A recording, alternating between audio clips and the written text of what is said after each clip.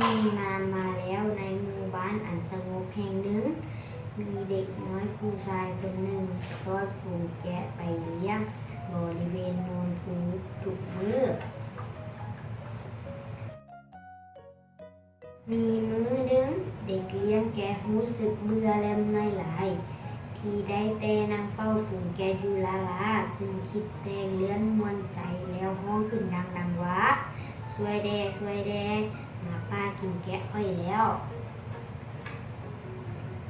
ชาวบ้านได้ยินเสียงเด็กเลี้ยงแกะร้องให้สวยก็พากันจับอาวุธแล่นขึ้นไปโนนภูเพื่อไปช่วยไล่หมาป่าเมื่อไปฮอดทุ่งหญ้าชาวบ้านก็บ่เห็นหมาป่าจักโตวมีแต่เท้าน้อยยืนหัวควนสะอิกสะอ้อยที่ตัวผู้ใหญ่ได้สำเร็จหลังจากมื้อนั้นเด็กเลี้ยงแกะสร้างเรื่องขึ้นคือเก่าหลายต่อหลายเทื่อตัวชาวบ้านอีกหลายครั้งจนทุกคนรู้สึกเมื่อยใจกับพฤติกรรมของเราและมีมื้อหนึงก็มีฝูงหมาป่ารวมเข้ามา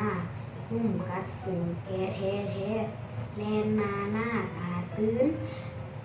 ร้องขอความช่วยเหลือช่วยแด่ช่วยแด่หมาป่ากินแกะช่วยแด่แต่เทื่อนี้คนอยู่เฉยๆบ่สนใจเพราะคิดว่าเด็กเลี้ยงแกะจะตัวคือที่ผ่านมาหมาป่าจึงคุบกินแกะของเท้าน้อยจนหมดบ่เหลือจักตัวเด็กเลี้ยงแกะได้แต่ร้องไห้เสียใจกับการกระทำที่ผ่านมาของตนเองเด็กเลี้ยงแกะได้แต่ร้องไห้นิทานเรื่องนี้สอนให้รู้ว่าคำเว้าของคนคิดว่าจะบ่มีไผเชื่อถือนิทานอีสปเรื่องเล่าแห่งปัญญาสำหรับมื้อนี้ขอลาไปก่อนมื้อหน้าจะมาเล่านิทานใหม่มาให้ฟังอีกสบายดี